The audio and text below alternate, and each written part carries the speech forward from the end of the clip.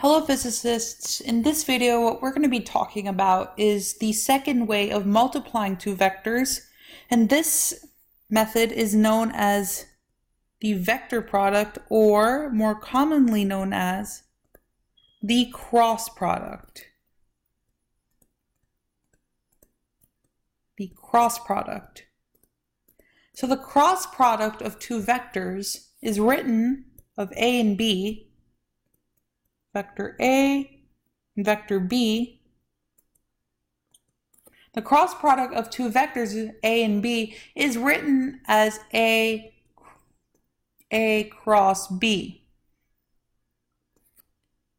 A cross B. And what's unique about the cross product and what separates it from the dot product, which we have discussed earlier, is that the cross product will always output a vector, while the dot product outputs a scalar, which is why sometimes the dot product is known as a scalar product, because it outputs a scalar, but the cross product or the vector product outputs a vector quantity. So the vector product is written as A cross B, and we define the magnitude of A cross B to be equal to the magnitude of A times the magnitude of B times the sine of the angle between them. So the magnitude of A cross B is equal to be AB sine theta. And you might be wondering, what's the direction of this new third vector? Well, the direction of A cross B is defined to be perpendicular to both A and B. So the direction of A cross B is perpendicular to both A and B. Okay, and what we can do, a good way to find the direction of a cross product is to use the right-hand rule. Okay, so let's say you have two vectors. Vector A is pointing this way, and vector B is pointing that way. What we want to find is the direction of the cross product in between them. Okay, so these two vectors lie in the same plane. They lie in the same plane, and we want to find the direction of A cross B. So what we would do is point your index finger in the direction of A. So A is facing slightly to the northwest. We point our index finger in the direction of northwest. Now B, you want to point directly to the southeast, okay, because B is pointing towards southeast. So your middle finger has to point toward the southeast. So if you can't do it while your hand is upright, then you're going to have to flip your hand in order to accommodate the middle finger. The middle finger has to point in the direction of the second vector, B. Okay, your second vector has to be the middle finger. Your first vector is your index finger, and the thumb, the direction the thumb faces, will be the direction of A cross B. So if we have A pointing this way, northeast, and B pointing that way, southeast, that means the direction of the cross product perpendicular to both A and B will be directly downward.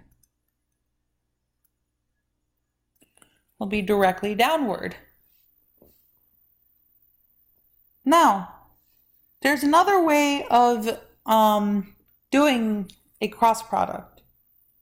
Okay, let's see if we can do the cross product with the order reversed. Okay, so let's see what B cross A will be. Okay, so we did B cross A. So this is A cross B. This is A cross B first. Let's see what B cross A would be. Now, what you do is now your index finger your index finger would point in the direction of B since it's the first vector. So now you can see the order starts to matter. So index finger points in the direction of B, while your middle finger points in the direction of A. And what do you get as a result? Well, if your index finger points to the southeast and your middle finger points to the northeast, then you would get the magnitude, well, then you would get the direction of A cross B to pointing directly upward. Directly upward. So this is the direction of B cross A. So just by examining the vectors, you could see that A cross B will never equal B cross A. The cross product is not commutative. The cross product is not commutative because the vectors are in opposite directions. In other words, A cross B will be the negative of B cross A. The negative of B cross A. So now that you know that the order in which you take the cross product does matter. Does matter. Now, if you wanted another way of visualizing the cross product, here is a quick way to visualize the cross product as the magnitude, like the magnitude of the cross product specifically. So if I had vector A and vector B will angle theta, then the magnitude of A cross B is defined to be the area of the parallelogram formed between them. And if you just extend a perpendicular downward, this dotted line I drew is length A sine theta. So you can see clearly that the magnitude of B, the base, and the height, A sine theta, is the same as the magnitude of A cross B. So this is another geometric visualization of the magnitude of the cross product. Now, let's do an example. Let's say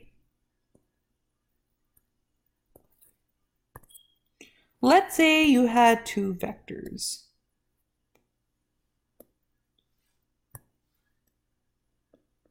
Let's say you had two vectors. Vector A points this way, and vector B points that way. The angle between them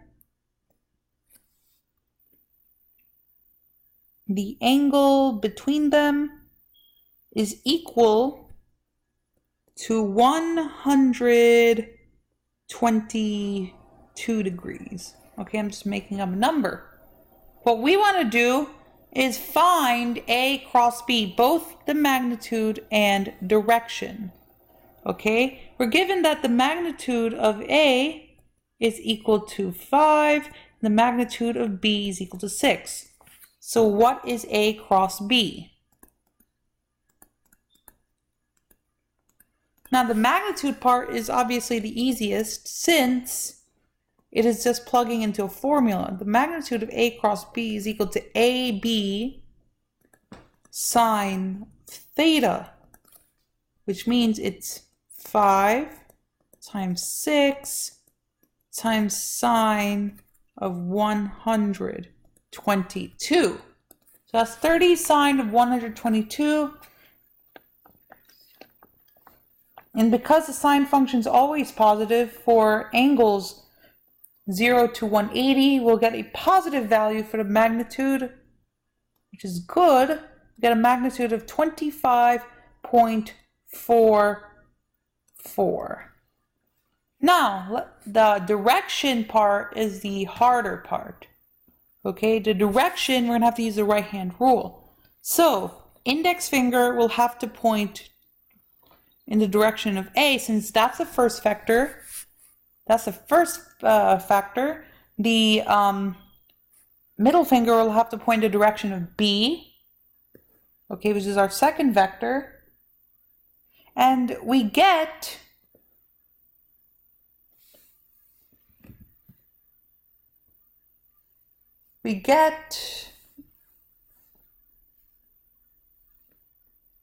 a direction of upward.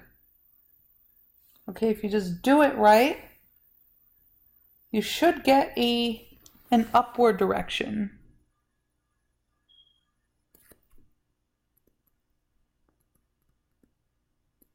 In upward direction. Okay, so if you were to take your index finger, point it to the northeast, then your middle finger pointed a bit to the southwest, your thumb should point up, which should point straight up without your hand feeling too uncomfortable. Okay, so what we're going to be examining next is how to compute the product. Well, we've seen that a dot product has an expression in the unit vector notation of I, j, and k. Now the cross product also has a formula, although the formula for the cross product is decidedly much more difficult. So A cross B is equal to AX I plus AY J plus AZ K cross BX I plus BY J plus BZ K. And what do we get as a result? We get a pretty complex expression.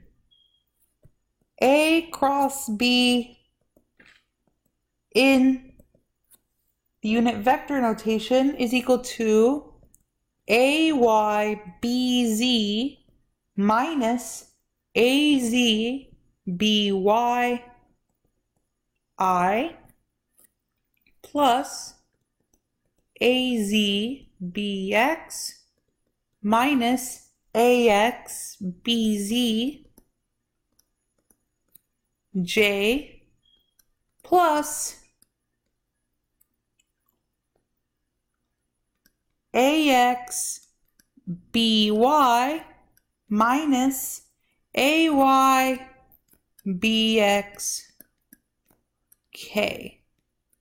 And that is your formula for the cross product of two vectors. This formula is quite painful to memorize. Okay? It is quite painful to memorize. However, I have a unique way of memorizing it. Now, first, what you have to do is realize that in each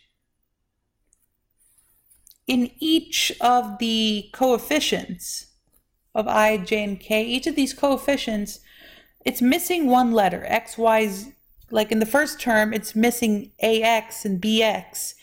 In the second term, it's missing ay and by. In the third term, it's missing az and bz. Note that the component it is missing matches that component matches the direction of each unit vector. For example, for the first term, I points in the x direction. So the ax will be absent. This is because if you were to multiply it out, okay, the cross product does have a distributive property. Okay, the cross product does have a distributive property as long as the order is maintained. If you multiply it out, I cross I is equal to 0 since they're pointing in the same direction. Sine of 0 is 0.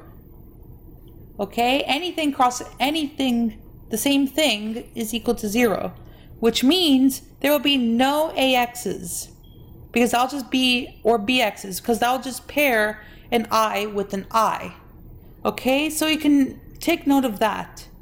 Also, the first term, AYBZ minus AZBY, you're not sure which one goes first. Just know that for the first term, Y comes before Z. Okay, Y comes before Z, which means AY is the first term and AZ is the later term. Z technically comes before X. Okay, Z is third, X is first. Okay? Like, if I were to take X, Y, Z, then repeat the pattern, then X would come immediately after Z. Okay, so AZ would be first, minus BX, minus AX, BZ. Then for the same thing, Y would come directly after X. So AX, BY will be first. AX will be first, minus AY, BX. Okay, so let's actually apply this. A equals 2I plus 3J minus 4K. Okay, and B is equal to negative 3I plus 2J minus 3K. What is A cross B? Okay, now for the I's. Okay, so Y comes before Z. So AY, BZ, we don't want to count any of the X components in the X-facing unit vector I. Okay, so AY times BZ minus AZ, negative 4, BY, which is 2, I plus, now we're looking at the J, or we're looking at the J component, the Y component. So we don't have any AYs or BYs in here. Also, since Z, you could say technically comes before X, if you were to repeat a pattern, you would have AZ BX minus AX BZ. Okay, so AZ BX is negative 4 times negative 3 minus AX BZ. It's 2 times negative 3 J plus, for the K direction, we don't want to have any AZ or BZ components in here. So we need to have only X's and Y's. And since X comes before I and before Y, we have to have AX BY first rather than AY BX first. So we have to have AX times BY first. That means AX BY 2 times 2 minus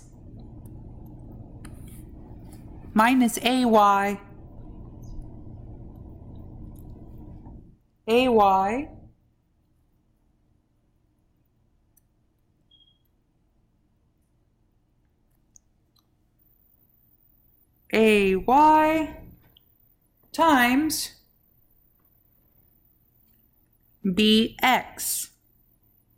BX.